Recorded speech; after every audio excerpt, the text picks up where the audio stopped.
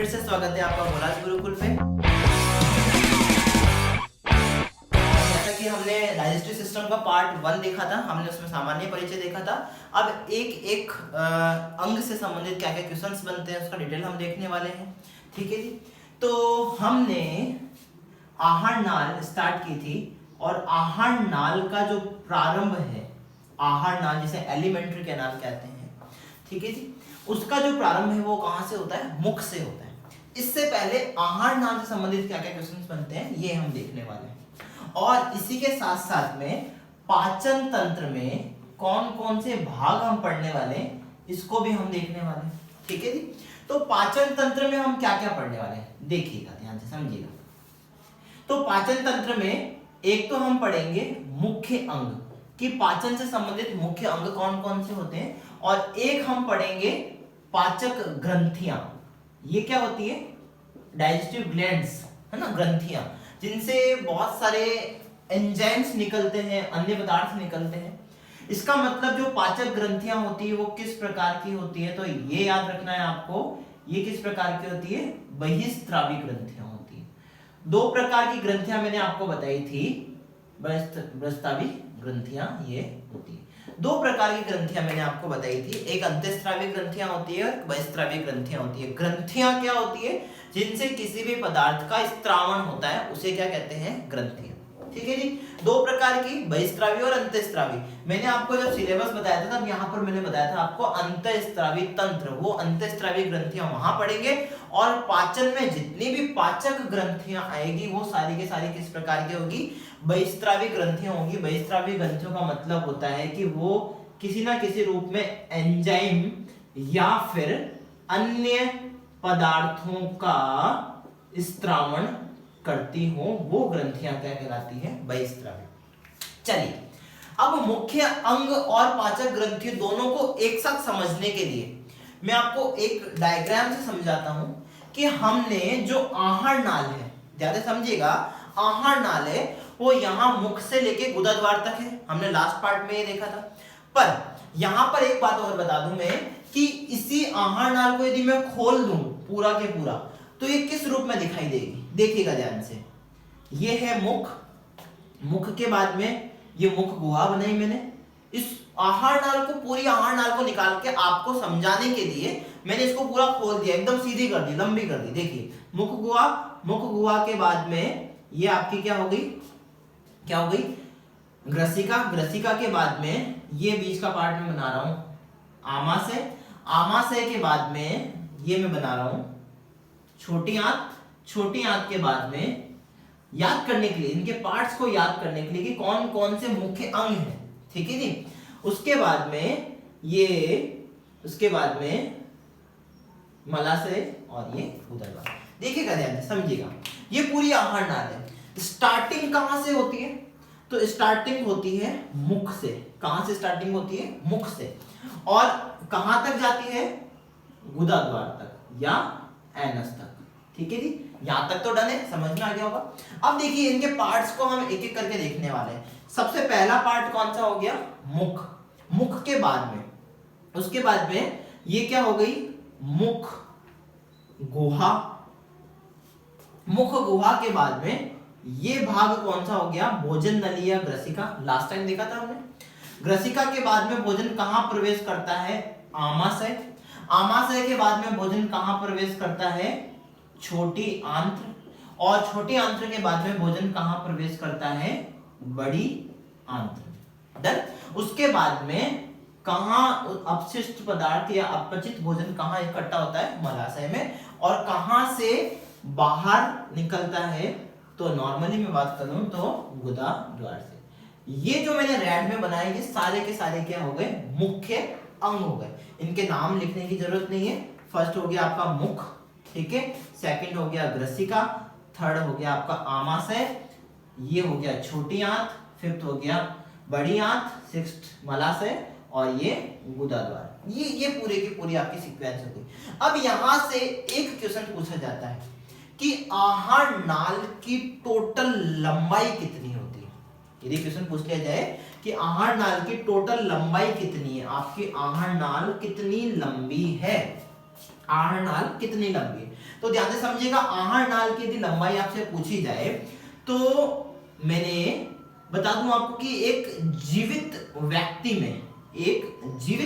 में जो आहार नाल की लंबाई है, मैं पूरी आहार नाल की लंबाई की बात कर रहा हूं, आहार नाल की जो लंबाई है, आहार नाल की लंबाई आपकी होती है कितनी, तो पूरी आहार नाल की लंबाई होती है जीवित व्यक्ति में 4.5 मीटर।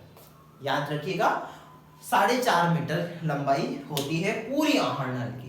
पर यही यदि जीवित की जगह, यदि मैं बात करूं जीवित की जगह एक मृत व्यक्ति की बात कर ली जाए, मृत व्यक्ति में कितनी होती है, तो एक मृत व्यक्ति में ये होती है 7 से 8 मीटर की। अब आप कहेंगे सर ऐसा क्यों हो जाता है, क्योंकि मृत अवस्था में, मरने के बाद में, जैसे हमारा पूरा शरीर है मसल्स से बना हुआ, पेशियों से बना हुआ है, तो जब मृत अवस्था हो जाती है तो ऐसी स्थिति में जो जितनी भी पेशियां संकुचित है, सिकुड़ी हुई है, वो फैल जाती है, शिथिल हो जाती है, तो ऐसी स्थिति में आहार नाल की लंबाई और बढ़ जाती है। तो जीवित अवस्था में पूछ ली जाए तो 4.5 मीटर और मृत अवस्था में पूछ ली जाए तो 7 to 8 मीटर की होती है। अब एक एक को हम डिफाइन करते हैं। देखिए, मुख से प्रारंभ होता है, मुख्य अंग में ये आपके हो गए सारे के सारे, हमने मुख्य अंग में क्या क्या लिखा था, ठीक है, ये मुख से लेके कहां तक हो गया, लास्ट पार्ट आपके गुदा द्वार तक, ठीक है, मुख्य अंग तो ये हो गए। अब पाचक ग्रंथियों की बात आती है, तो देखिएगा, ध्यान से समझिएगा, पाचक ग्रंथियां यहां पर आहार नाल से संबंधित पाचक ग्रंथियां कितनी होती है, टोटल तो 3 होती है, ठीक है। कौन कौन सी है, देखिए ध्यान से, पाचक ग्रंथियां सबसे पहले हम किनकी चर्चा करते हैं, पाचक ग्रंथियों में लार ग्रंथियों की। लार ग्रंथियों को इंग्लिश में कहते हैं हम सैलाइवरी ग्लैंड्स। क्या कहते हैं, सैलाइवरी ग्लैंड्स। इसको पूरी डिटेल अभी देखने वाले हैं हम। उसके बाद में पाचक ग्रंथियों में आता है सबसे मोस्ट इंपोर्टेंट यकृत। यकृत को हम ध्यान रखना जिगर भी कहते हैं, है ना, आपने वो सॉन्ग सुना होगा, नजर के सामने जिगर के पास, है ना, हाँ, तो वही ये जिगर यही है ना, दिल नहीं कहते हैं, जिगर, जिगर किसको कहते हैं, यकृत को कहते हैं। यकृत, जिगर या फिर लिवर, ये सारी एक ही चीजें हैं।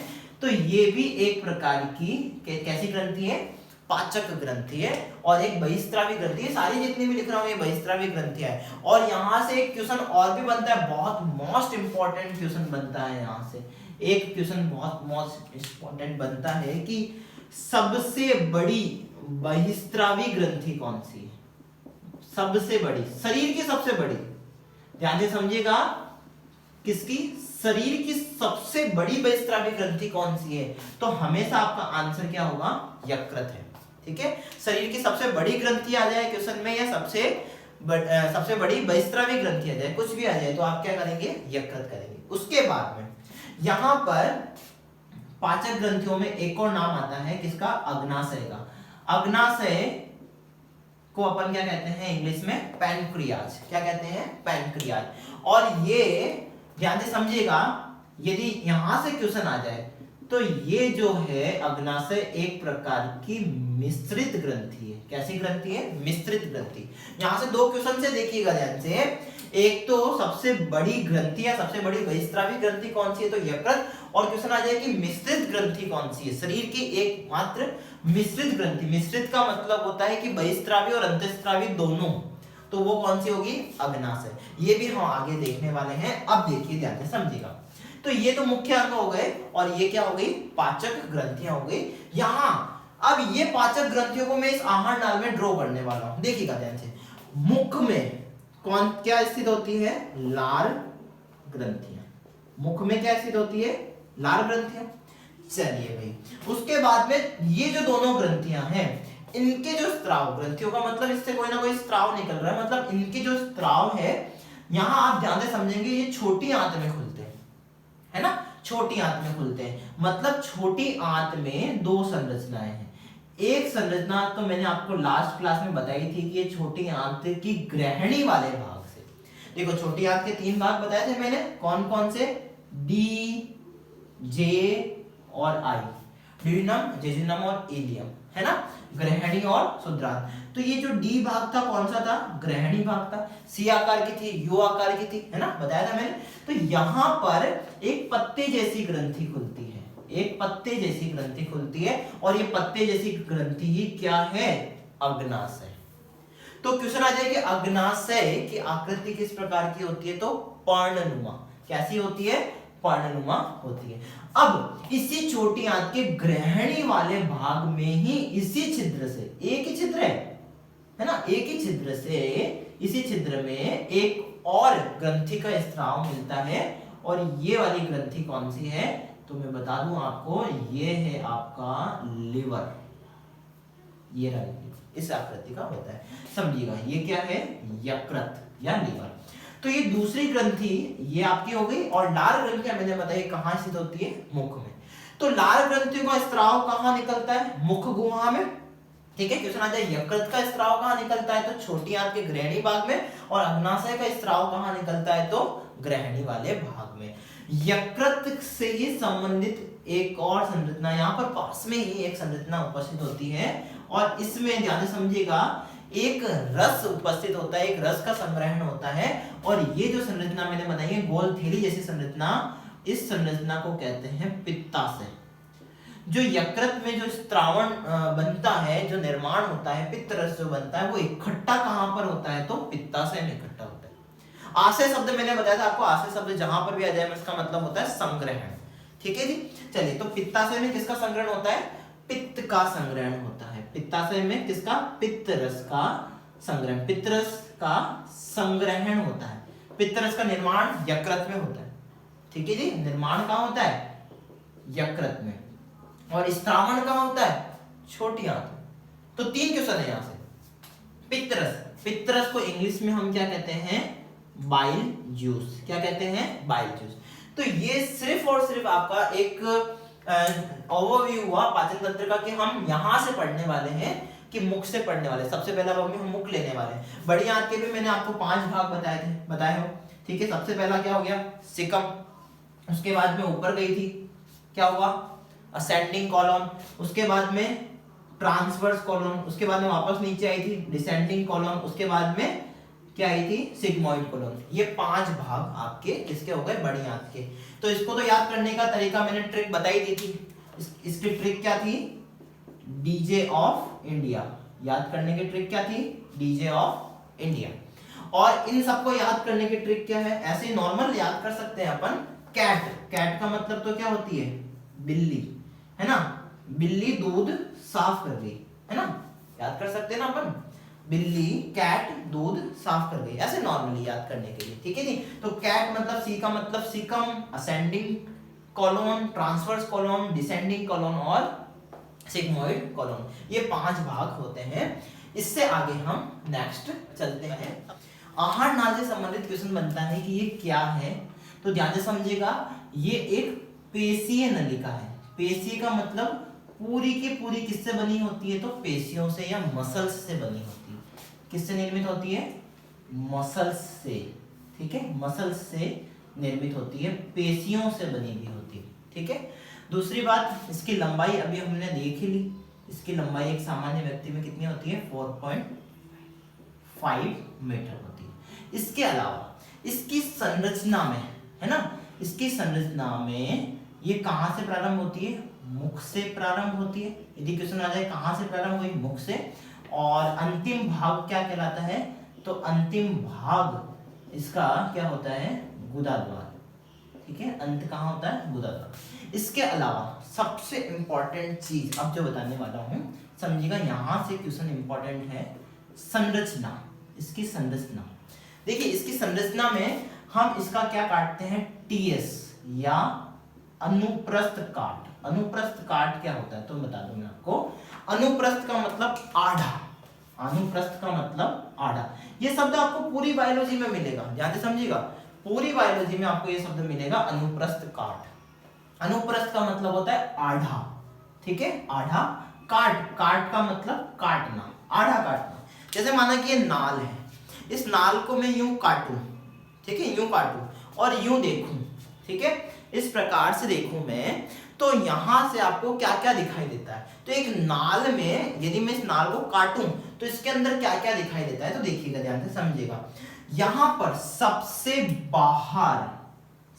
बाहर एक परत होती है और एक सबसे अंदर की परत होती है। बिल्कुल आएगी, काट में तो आएगी। यदि मैं इस मार्कर को काटूं तो एक तो बाहर की परत आएगी, एक अंदर की परत आएगी। बिल्कुल, ये दो परतें तो होती है, समझिएगा ध्यान से। ये जो अंदर ही अंदर वाली प्रथम परत होती है, अंदर ही अंदर वाली जो प्रथम परत होती है, ठीक है, ये खाली स्थान है अंदर, जहां पर भोजन, यहाँ पर भोजन रहता है, खाली स्थान है, ठीक है, ये खाली स्थान है, ल्यूमेन कहते हैं इसको। ये प्रथम परत, अंदर ही अंदर वाली जो प्रथम परत होती है, ध्यान से समझना, वो प्रथम परत का नाम क्या है। क्वेश्चन आ जाए कि सबसे आहार नाल की सबसे आंतरिक परत कौन सी होती है, ठीक है, तो आहार नाल की आंतरिक परत कौन सी होती है, तो म्यूकोसा। कौन सी होती है, म्यूकोसा। म्यूकोसा जो शब्द है वो किससे बना है, म्यूकस से बना है, ध्यान से समझिएगा, इसलिए इसको श्लेष्मिक परत भी कहते हैं। यहाँ से म्यूकस का स्त्रावन होता है। म्यूकस का मतलब होता है श्लेष्मा, जो चिकना पदार्थ निकलता है, चाहे वो नाक से निकलता हो, चाहे मुंह में इस भोजन नलिका में निकलता हो, है ना, तो ये क्या करता है, मार्ग को चिकना बनाए रखता है। इस म्यूकसा परत से ज्यादातर किसका स्त्रावन होता है, श्लेष्मा का स्त्रावन होता है। किसका स्त्रावन होता है, श्लेष्मा का। और श्लेष्मा क्या करता है, श्लेष्मा मार्ग को चिकना बनाए रखने का कार्य करता है, ताकि भोजन इजीली पास हो ना, भोजन इजीली पास हो।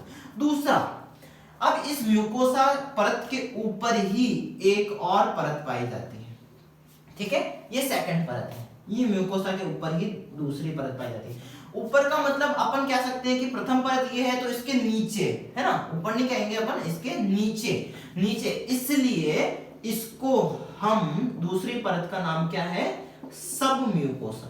क्या नाम है, सब। इसको हिंदी में कहते हैं अधःश्लेष्मिक परत। क्यों कहते हैं भाई अधःश्लेष्मिक, क्यों कहते हैं, देखना ध्यान से समझना। क्वेश्चन आ जाए कि म्यूकोसा के नीचे कौन सी परत पाई जाती है, तो सब म्यूकोसा। सब का मतलब होता है नीचे, SUB, सब, ओके, ये वाला सब है, ठीक है, सब का मतलब होता है नीचे। जैसे इंस्पेक्टर होता है, उसके नीचे क्या होता है, सब इंस्पेक्टर, सुना होगा आपने, है ना, सब का मतलब नीचे, ओके। तो दूसरी परत कौन सी हो गई, सब म्यूकोसा परत हो गई। उसके बाद में, ठीक है, जो बाहरी परत है, ये बाहरी परत, ये फोर्थ परत, ये बाहरी परत है ना, सबसे बाहरी परत, इस परत को हम कहते हैं सिरोसा। क्या कहते हैं, सिरोसा, है ना। याद रखने के लिए, जैसे राजस्थानिया हम नॉर्मली बोले तो ये भाई सिरोसा, सिरो का मतलब कॉर्नर, है ना, सिर, ये क्या है, सिरोसा, ठीक है, सिरो का मतलब बाहर की परत, है ना, सिरो मतलब कॉर्नर है। तो याद रखने के लिए ध्यान रखना, ये एक प्रकार की पेरिटोनियम है। ये क्या है, एक प्रकार की पेरिटोनियम। अब ये आप कहोगे सर ये पेरिटोनियम क्या होती है ना, तो एक पेरिटोनियम है, एक पेरिटोनियम समझिएगा ध्यान से।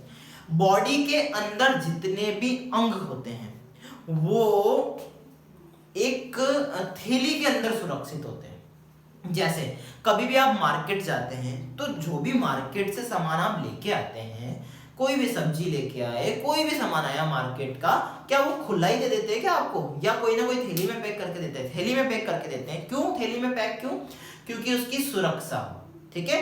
तो हमारे जितने भी अंग है, ज्यादातर अंगों के ऊपर, हर अंग के लगभग ऊपर एक परत पाई जाती है जिसे क्या कहते हैं, पेरिटोनियम। और इसी पेरिटोनियम को आहार नाल में क्या कह दिया, सिरोसा, ठीक है। तो आहार नाल की पेरिटोनियम क्या कहलाती है, तो याद रखना सिरोसा। और क्वेश्चन यहां पर एक और बन सकता है कि सबसे बाह्य परत, आहार नाल की सबसे बाह्य परत क्या कहलाती है, तो भी क्या कहलाती है आपकी, सिरोसा। अब इन दोनों के मध्य देखिए, 2 और 3 के मध्य कौन सी परत होगी, तीसरी परत, ठीक है। और ये तीसरी परत इंपॉर्टेंट है, कौन सी परत है, पेशीय परत, मस्कुलर लेयर जिसको हम कहते हैं, पेशीय। इसका मतलब जैसे कि नाम से पता चल रहा है ये किसकी बनी है, पेशियों से निर्मित है ना। और यहाँ पर सामान्यतः बता रहा हूं मैं, है ना, अलग अलग जगह पूरी आहार नाल में थोड़ा थोड़ा चेंजेस मिलेंगे, पर एक सामान्य संरचना है। ये कैसी संरचना बता रहा हूं मैं, आहार नाल की एक सामान्य संरचना बता रहा हूं, है ना। तो पेशीय परत में लगभग 2 से 3 प्रकार की पेशियां पाई जाती है। तो सामान्यतः यहाँ पर, है ना, अलग अलग प्रकार की पेशियां पाई जाती है। कुछ जगह ऐसा है कि इसकी जो बाहरी परत होती है ना, ज्यादातर में बाहरी परत और आंतरिक परत, इसको भी 2 भागों में बांटा है कि जो बाहरी परत, ये तीसरी है ना, ये तीसरी, तो इसमें दो प्रकार के अलग अलग पार्टीशन से। तो जो बाहर वाली, समझिएगा, ये बाहर वाली परत और एक क्या हो जाएगी आपकी अंदर वाली परत, समझिएगा।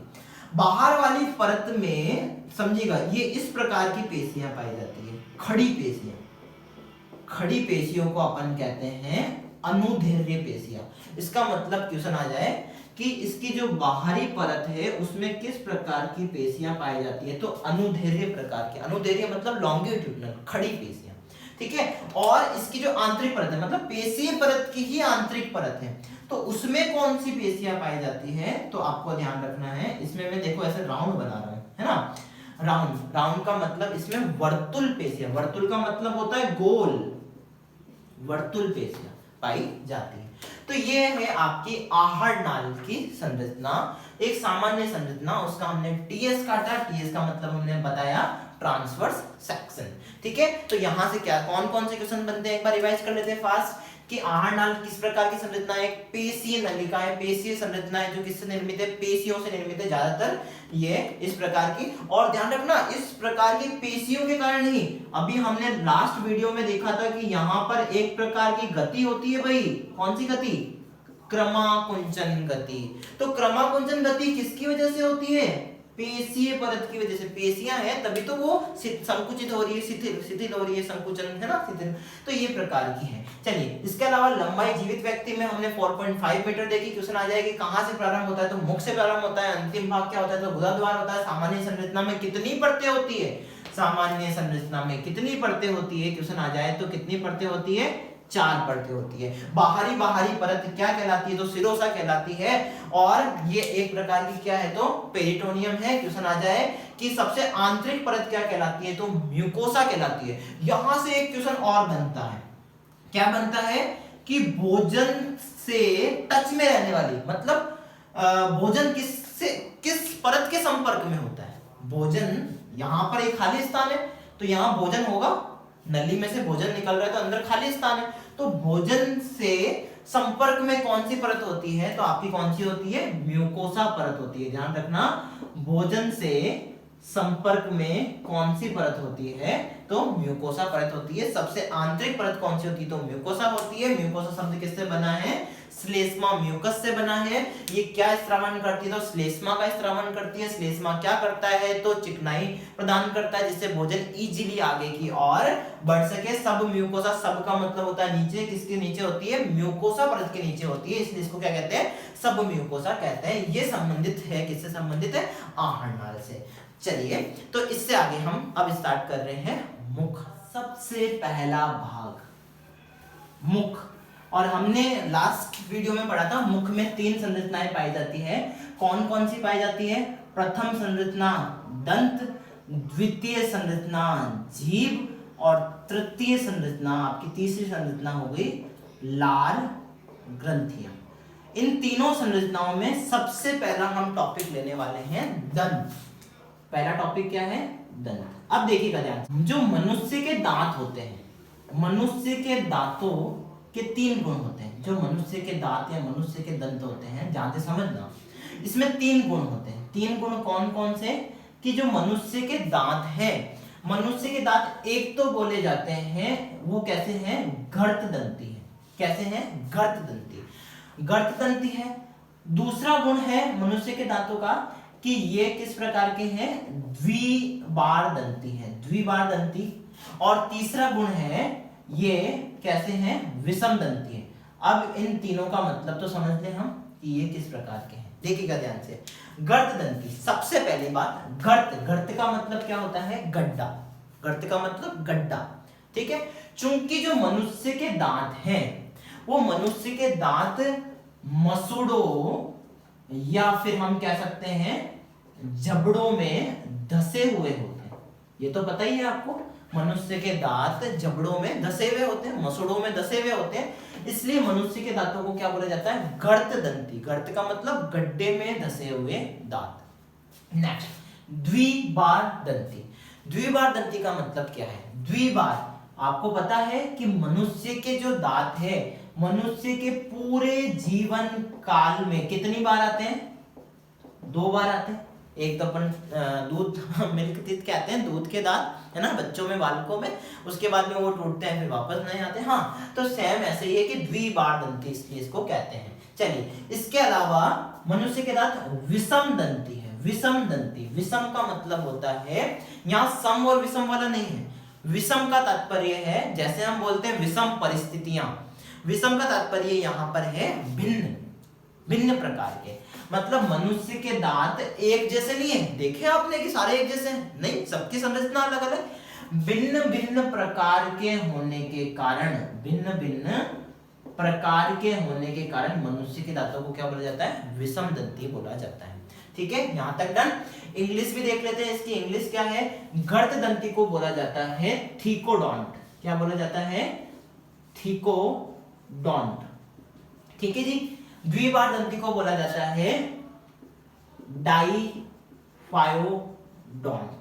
ठीक है जी। और विषम दंती को बोला जाता है हेटेरोडोंट। डन। तो ये 3 प्रकार के गुण हो गए मनुष्य के दांतों के। अब हम चलते हैं आगे की ओर। मनुष्य के दांतों की संख्या आपसे पूछ ली जाए, संख्या कितनी होती है, तो आप क्या जवाब देंगे? तो यहां पर 2 प्रकार से बनता है ये क्वेश्चन।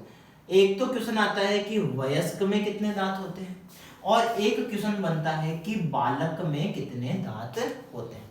तो ये आपको ध्यान रखना है कि बालक में दांतों की संख्या कितनी होती है? 20 होती है, और वयस्क में दांतों की संख्या कितनी होती है? 32 होती है। यहां तक डन। चलिए, अब यहां से एक और क्वेश्चन बनता है ना, इसको भी डिटेल से देखने वाले हैं। 32 कौन कौन से दांत है, बहुत फुल डिटेल से अभी देखते हैं हम आगे। संख्या तो हो गई कि संख्या कितनी है। अब यहां पर यदि क्वेश्चन पूछ लिया जाए कि मनुष्य के जो दांत हैं उसके कितने प्रकार हैं, कितने प्रकार के दांत होते हैं।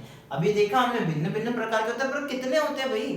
तो कितने होते हैं? तो यहाँ पर 4 प्रकार के दांत होते हैं। मनुष्य में कितने प्रकार के होते हैं? 4 प्रकार के दांत होते हैं। अब 4 प्रकार के दांत कौन कौन से होते हैं, कैसे कैसे होते हैं, ये देखते हैं। 4 प्रकार के दांत देखिए ध्यान से, समझिएगा।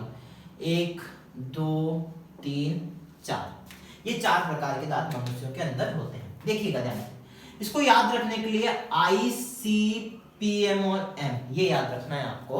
ICPM और M। सबसे पहले दांत क्या होते हैं, कौन से होते हैं? इंसाइजर्स। क्या होते हैं? इंसाइजर्स। दूसरे दांत कैनाइन्स। तीसरे दांत PM से प्रीमोलर, और चौथे दांत मोलर। देखिए, ये तो हो गया इंग्लिश। हिंदी में भी देख लेते हैं, ठीक है, क्योंकि हमने हिंदी और इंग्लिश दोनों मीडियम के विद्यार्थियों को लाभ पहुंचाना है, तो हमने दोनों प्रकार से पढ़ना है। ठीक है जी। पहले दांत कौन से हो गए? कृंतक। दूसरे दांत क्या कहलाते हैं? रदनक। तीसरे प्रकार के दांत क्या कहलाते हैं? अग्र चवर्णक। और चौथे प्रकार के दांत क्या कहलाते हैं? चवर्णक। ठीक है जी। देखिएगा ध्यान से। अब इन प्रकार के दांतों को याद करने के लिए इनका सीक्वेंस भी कई बार पूछा जाता है। जैसे मैंने अभी आपको आहार नाल के भाग बताए, वो सीक्वेंस में क्यों बताया, पूरा सिस्टम बना के क्यों बताया, क्योंकि उनका भी सीक्वेंस पूछा जाता है कि ग्रसनी के बाद में भोजन कहाँ प्रवेश करता है, ग्रसिका के बाद में कहाँ जाता है ना, आमाशय में आमाशय के बाद कहाँ जाता है, तो ग्रहणी में ग्रहणी के बाद में जेजुनम में, जेजुनम के बाद में इलियम में, इलियम के बाद में सिकम में, उसके बाद में आरोही। इस प्रकार से ये पूरा सीक्वेंस मैंने क्यों पढ़ाया, इसलिए। तो सीक्वेंस वाइज देखिएगा ध्यान से कि किस किस प्रकार के दांत यहाँ पर।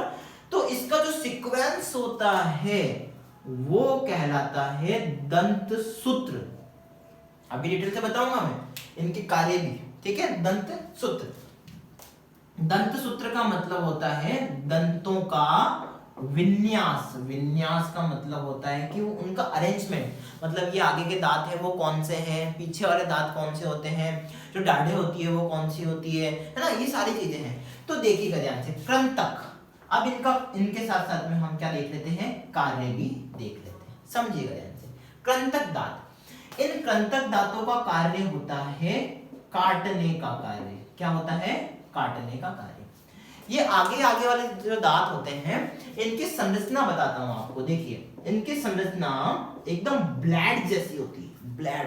ब्लेड जैसी कैसी? देखिए ये बिल्कुल आगे से तीखे होते हैं, आगे से तीखे, फ्लैट होते हैं। फ्लैट का मतलब आप ये आगे आगे वाले दांतों को यदि फील करेंगे तो ये बिल्कुल चपटे हैं, है ना, फ्लैट है, चपटे दांत है और आगे से तीखे हैं। इसलिए जैसे ही हम कोई चीज खाते हैं, जैसे माना कि आपके सामने काजू कतली आ गई है, क्या आ गई है? काजू कतली। और ये काजू कतली आप खाने वाले हैं और ये खाने वाले हैं और आप इस काजू कतली को कैसे खाएंगे? ऐसे साइड से खाएंगे क्या? नहीं ना। कैसे खाएंगे? आगे वाले दांतों से काजू कतली को आप कट करेंगे। तो जो आगे वाले कृंतक दांत होते हैं जो तीखे होते हैं, ब्लेड जैसे होते हैं, उनका कार्य क्या होता है? काटने का कार्य होता है। चलिए उसके बाद में ये जो दूसरे प्रकार के दांत हैं, इन दांतों की संरचना आप देखेंगे तो इस प्रकार की दांतों की संरचना ऐसी तीखी होती है, ऐसी तीखी, है ना।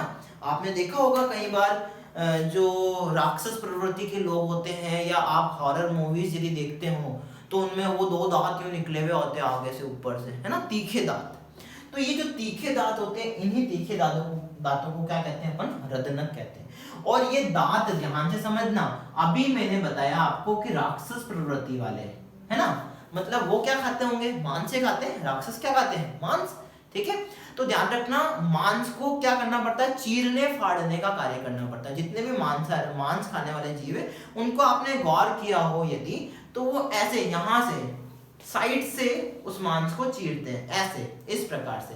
तो यहां पर मैं बात करूं तो चीरने या फाड़ने का कार्य, चीरने या फाड़ने का कार्य, भोजन को चीरने या फाड़ने का कार्य कौन से दांत करते हैं? रदनक दंत करते हैं। देखिएगा ध्यान से। उसके बाद में ये जो दोनों दांत है, ये दोनों ही प्रकार के दांत है ना, दोनों ही प्रकार के दांत है। ध्यान से समझना, इनका क्या कार्य है? तो भोजन को तोड़ना, कोई हार्ड पार्टिकल है तो उसको तो तोड़ना, फिर तोड़ना, उसके बाद में पीसना या चबाना। ठीक है, ये कार्य। तो चबाना, भोजन को तोड़ना, तोड़ने के बाद में पीसना, पीसने के बाद में चबाना। आपने गायों में देखा होगा, यदि कभी आपने गाय एक शाकाहारी है, उसको यदि आपने ध्यान से देखा हो, उसने जबड़ा खोला हो तो पीछे के ये जो दांत होते हैं, ये दांत बहुत ज्यादा बड़े बड़े विकसित होते हैं। क्यों? क्योंकि उसको घास को पीसना पड़ता है, चबाना पड़ता है। आपने देखा होगा जुगाली करती है ना, जो गाय होती है वो घास को, क्योंकि घास में सेल्यूलोज होता है ना, तो उस प्रकार से पीसने या चबाने का कार्य करते हैं। ये दोनों ही प्रकार के जो दांत होते हैं, इसकी संरचना इस प्रकार की होती है, जो ये हमारे इस प्रकार के दांत होते हैं, है ना, इस प्रकार की होती है। तो ये संरचना 4 प्रकार के दांत होते हैं। अब यहां से एक और क्वेश्चन बनता है, देखिए ध्यान से समझना। यदि आपसे पूछ लिया जाए कि शाकाहारी जीवों में विकसित, अधिक विकसित, शाकाहारी जीवों में अधिक विकसित दांत कौन से हैं, तो आप आंसर क्या देंगे? तो कौन से हैं? प्रीमोलार और मोलार। ठीक है, शाकाहारी जीवों में। क्यों? क्योंकि शाकाहारी जीव घास खाते हैं तो उनको पीसने और चबाने का कार्य ज्यादा करना पड़ता है, इसलिए शाकाहारी जीवों में विकसित दांत कौन से होते हैं? पीएम और एम। ठीक है जी, प्रीमोलार और मोलार, या अग्र चवर्ण क्या चवर्ण। चलिए आगे चलते हैं। यदि क्वेश्चन आपसे पूछ लिया जाए कि मांसाहारी जीवों में अधिक विकसित दंत कौन से होते हैं, तो वो कौन से होंगे? रदनक होंगे, कैनाइन्स होंगे। क्योंकि अभी बताया मैंने कि मांसाहारी जीवों में मांस खाया जाता है और मांसाहारी जीवों द्वारा जो मांस खाया जाता है उसको चीरने और फाड़ने का कार्य ज्यादा करना पड़ता है, इसलिए उनमें कौन से विकसित होते हैं? तो रदनक विकसित होते हैं। यहां तक डन।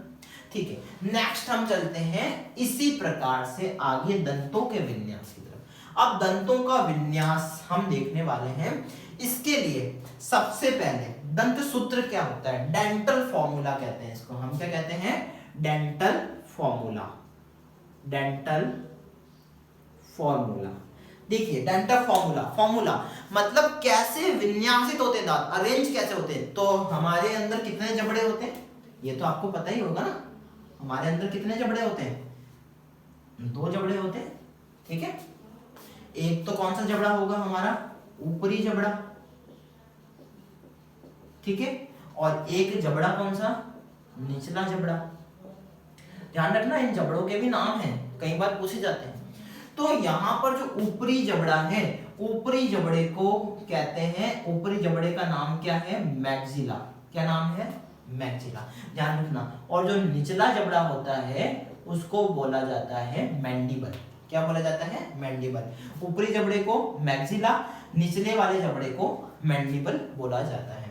मैक्सिला आप याद करने के लिए मैक्स, मैक्स, मैक्स का मतलब मैक्सिमम है ना, मैक्सिमम आप बोलते हैं ना, मैक्सिमम का मतलब क्या होता है, सर्वाधिक, सबसे ऊंचा है ना, मतलब ऊपर वाला क्या होता है, मैक्सिला।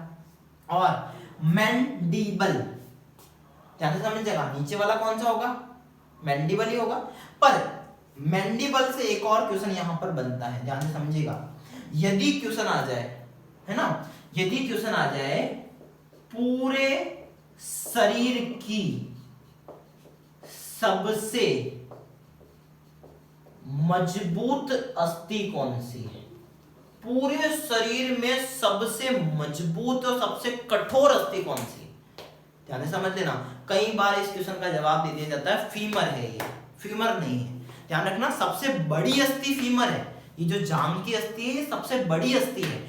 पर यदि क्वेश्चन आ जाए कि सबसे मजबूत या सबसे कठोर अस्थि कौन सी है, सबसे मजबूत अस्थि, ध्यान रखना निचले जबड़े की अस्थि है, कौन सी है, मैंडिबल। बल से आप याद रख सकते हैं, बल, बल का मतलब सबसे कठोर, मैन, मैन का मतलब आदमी है ना, याद रख सकते हैं मैंडिबल। एक मैन जिसमें क्या है, बल है, बल का मतलब मैंडिबल, मैंडिबल का मतलब यहाँ सबसे मजबूत अस्थि कौन सी है, मैंडिबल। तो ये दोनों जबड़े, इससे समझ क्वेश्चन आ जाएगा आपको, क्वेश्चन समझ में, ऊपरी जबड़ा और निचला जबड़ा। इसको और यदि मैं इंग्लिश में बोलूं तो क्या कहते हैं, ऊपर वाला जबड़ा, ध्यान से समझना, और नीचे वाला जबड़ा, ये दो जबड़े हो गए, पैलेट्स कहते हैं इनको, है ना, अपर पैलेट और लोअर पैलेट, है ना, तालु, तालु कहते हैं। अब इन जबड़ों में ही दांत धसे हुए होते हैं, अभी मैंने बताया आपको गर्ददंती, है ना, इन जबड़ों में ही धसे हुए होते हैं दांत, तो गर्ददंती इसलिए बोला जाता है। अब देखिएगा ध्यान से, अरेंजमेंट देखते हैं इसका। अरेंजमेंट करने के लिए मैं दांतों को इस प्रकार से, ये कहीं नहीं मिलेगा आपको, ये दंत सूत्र इतना डिटेल से कहीं नहीं मिलेगा, समझना कोई नहीं समझाएगा, कहीं नहीं मिलेगा आपको। देखिएगा ध्यान से, समझने का प्रयास करें। इस प्रकार से मैं जबड़ों को बांट रहा हूं, ठीक है। अभी मैं बात करूं इंसाइजर्स। क्वेश्चन आता है कि वयस्क में दंत सूत्र क्या होता है ना। तो अभी ये जो मैं बना रहा हूं डायग्राम, ये किसका बना रहा हूं मैं, वयस्क का बना रहा हूं। किसका बना रहा हूं, वयस्क का। वयस्क में दांत कितने होते हैं तो आपको पता है 32 दांत होते हैं। और वयस्क में यदि दंत सूत्र आपसे पूछ लिया जाए तो ध्यान रखना, दंत सूत्र क्या होता है, 21-23 बटे हुए 21-23 होता है। क्या होता है दंत सूत्र, 21-23 बटे हुए 21-23 होता है। अब ये कैसे कैसे कैसे होता है, देखिएगा ध्यान से। अरेंजमेंट ऐसे होता है, ये सीक्वेंस है, देखो अरेंजमेंट ऐसे होता है, I C P M और M, ठीक है, I C P M और M। मतलब ये जो हमारी दाढ़ी होती है, ये कौन से दांत हो गए, मोलार्स हो गए, ये दोनों साइड मोलार्स, ठीक है। उसके आगे है ना ये चवर्णक, उसके आगे अग्र चवर्णक, नाम क्या है, अग्र चवर्णक। ये चवर्णक, दाढ़ी क्या हो गई, चवर्णक, इससे आगे अग्र चवर्णक, ये रदनक, है ना, और ये इंसाइजर्स आपके कृंतक। बताया था आपको। देखिए ये दांत इस प्रकार से है ना, ठीक है। ये ऊपरी जबड़े के, एक जबड़े के बना दो, दूसरे जबड़े के सेम कॉपी होंगे, ठीक है जी। अब यहाँ सूत्र ये 21-23 बटे 21-23 कैसे है, देखिएगा ध्यान से, देखिए कैसे है, कैसे है। ये दो दांत, दो, फिर एक, फिर यहां पर आ जाएंगे दो, और ये 3, ऐसे है, 2 1 2 3। मतलब क्वेश्चन आ जाए इंसाइजर, इंसाइजर के पास में एक कैनाइन, फिर पीएम कितने हैं 2, फिर मोलार कितने हैं 3। देखिए अब यहां पर मैं बना के बताता हूं आपको, ये एक कौन सा हो गया कैनाइन, एक कौन सा हो गया कैनाइन। इस कैनाइन को मैं यहां लिख देता हूं ताकि आप कंफ्यूज ना हो। ये तो कौन सा होगा इंसाइजर, ये क्या हो गया कैनाइन, ठीक है जी। ये देखिए ये रत्नक वाले दांत, ये जो मैंने बनाया है ना, ठीक है ना। उसके बाद में प्रीमोलार कितने हैं 2, ये दो बड़ी बड़ी डाढ़े मैंने बना दी, चलो भाई, है ना, ये दो डाढ़े मैंने बना दी, ये कौन सी होगी, PM। उसके बाद में M कितने हैं, 3, 1 2 और 3, है ना, ये आपके 1 2 और 3, तो ये एक जबड़े के दांत हो गए। डन, आ जाएगा समझ में। ये 4 कौन से हो गए, देखिए सेम वही की वही कॉपी, है ना, 2 1 2 और 3, ऐसे नीचे आएंगे 2 1 2 और 3। अब आप समझ सकते हैं कि ये फॉर्मूला हर जगह सिर्फ लिखा हुआ मिलेगा आपको, ये फॉर्मूला कि वयस्क में दंत सूत्र क्या होता है, 21 23 बटे 21 23 रटना पड़ेगा आपको, पर यहाँ पर नहीं रटना, यहाँ पर आपको पूरा समझा रखा है कि एक जबड़े में, देखिएगा ध्यान से, अब यहाँ से बहुत सारे क्वेश्चंस बनते हैं, बहुत सारे क्वेश्चन, देखिए अभी तुरंत अब आप जवाब देंगे, है ना। यहां तक तो आपको पता है ये क्या है I, ये क्या है C, ये क्या है PM और ये क्या है M। अब यहां से आप तुरंत जवाब दे सकते हैं। यदि क्वेश्चन पूछ लिया जाए, सबसे सरल क्वेश्चन, वयस्क में कितने दांत होते हैं, तो कितने होते हैं, 32 दांत, ठीक है। उसके बाद में सेकंड क्वेश्चन क्या है, ध्यान सुनिएगा, मैक्सिला में, वयस्क के मैक्सिला में कितने दांत होते हैं, वयस्क के मैक्सिला में, मैक्सिला क्या हो गया, ऊपरी जबड़ा, कितने हैं, 32, ऊपर 32, टोटल कितने हैं, 32, ऊपर कितने हैं, 16, नीचे कितने हैं, 16, मतलब मनुष्य के वयस्क में एक जबड़े में कितने होते हैं, 16, दूसरे जबड़े में 16, इसलिए 32। चलिए नेक्स्ट क्वेश्चन क्या है, क्वेश्चन है कि वयस्क में कृंतक दांतों की संख्या कितनी होती है, वयस्क में कृंतक दांतों की संख्या कितनी होती है, देखिए ध्यान से, 2 इधर, 2 ये 2 ये 2 ये, कितनी हो गई, 8, मतलब वयस्क में कृंतक दांत कितने होते हैं, 8।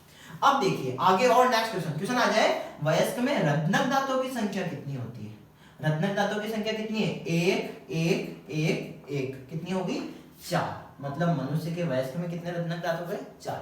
नेक्स्ट क्वेश्चन आ जाए, प्रीमोलार या अग्र चवर्णक दांतों की संख्या कितनी होती है, तो 2 2 2 2, कितनी हो गई, 8, इनकी भी संख्या कितनी हो गई, 8। अच्छा, और मोलार्स की संख्या कितनी हो गई, देखिए चवर्णक की 3 3 3 3, कितनी हो गई, टोटल 12। अब आप इसको भी यूं भी काउंट कर लेंगे तो भी कितना आएगा, 32 ही आएगा, है ना, 8 4 12, 12 8 20, 20 और 12 आपके 32, तो टोटल दांत कितने होते हैं, 32। यहाँ से बहुत सारे क्वेश्चंस बन सकते हैं आपके, है ना।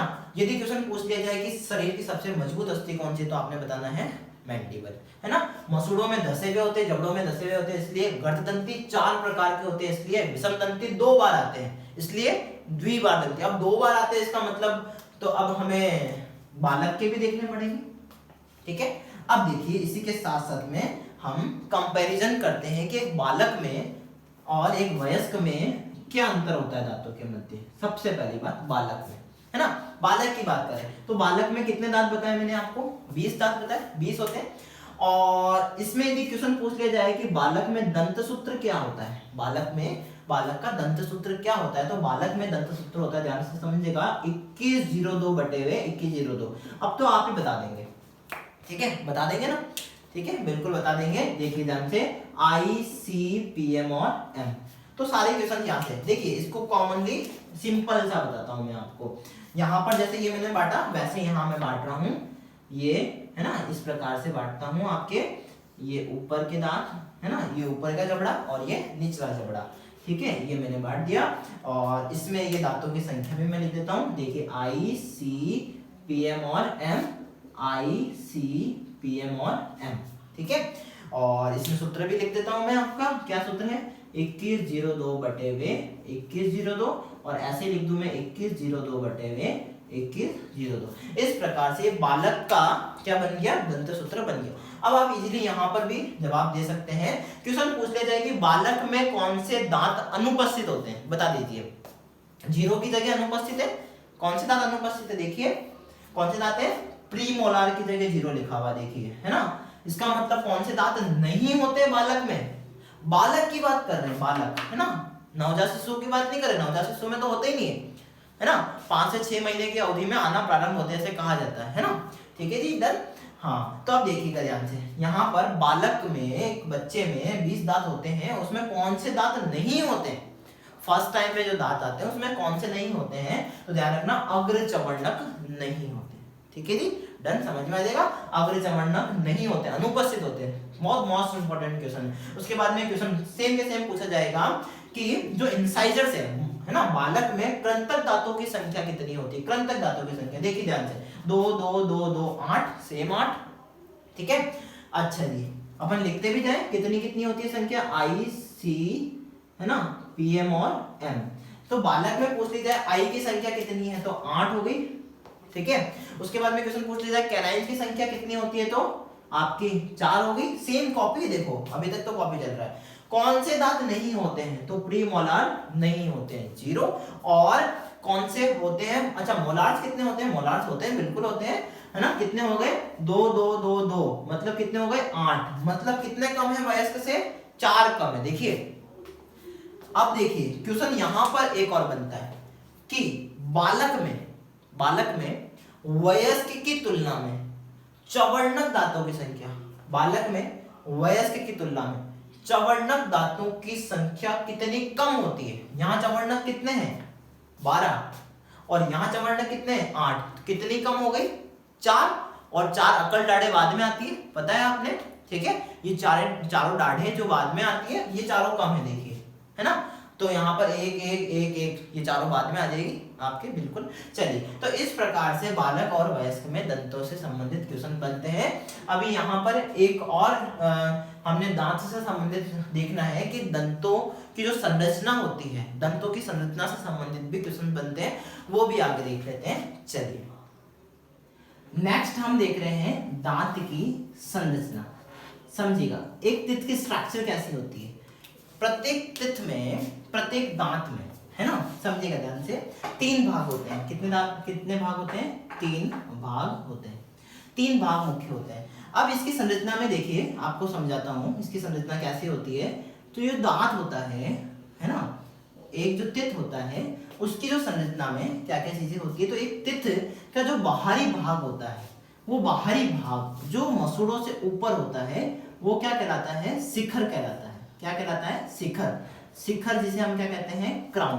क्या कहलाता है, शिखर कहलाता है, क्राउन कहलाता है।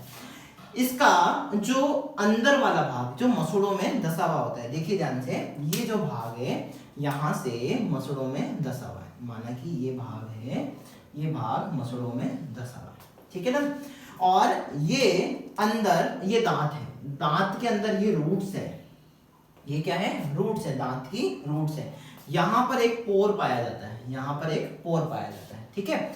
और इसी के अंदर एक और परत का निर्माण हो रहा है। ये जो परत है, ये परत क्या कहलाती है, डेंटिन कहलाती है। क्या कहलाती है, डेंटिन। देखिएगा ध्यान से, समझिएगा, ये अंदर खोखला भाग है, ये हार्ड भाग है, कठोर भाग है।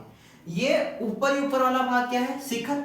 ये जो मसूड़ों में अंदर धसा हुआ भाग है, ये क्या कहलाता है, मूल कहलाता है, मूल या रूट कहलाता है। शिखर तो आप समझ ही गए, क्राउन, ऊपर ऊपर वाला भाग, ताज जिसे कहा जाता है, ठीक है। अंदर वाला भाग जो मसूड़ों में धसा हुआ होता है, उसे क्या कहते हैं, मूल कहते हैं। और इन दोनों के मध्य जंक्शन वाला भाग होता है, इसे हम क्या कहते हैं, ग्रीवा कहते हैं, ग्रीवा या नेक कहते हैं। यहां तक तो समझ में आ जाएगा।